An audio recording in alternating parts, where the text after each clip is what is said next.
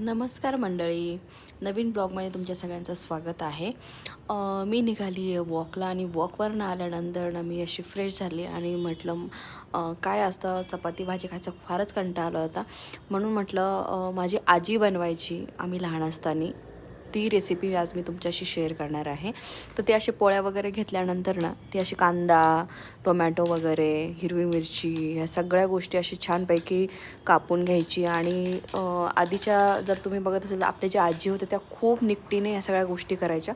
मग मी अशा मोठ्या मोठ्या मिरच्या कापून घेतल्या, मस्त कढई तापवून घेतली आणि तेल वगैरे सगळं टाकल्यानंतर ना मस्त शेंगदाणे घेतले, कारण बटाटा वगैरे पण टाकू शकतो, पण मी काही एवढा वेळ नव्हता माझ्याकडे.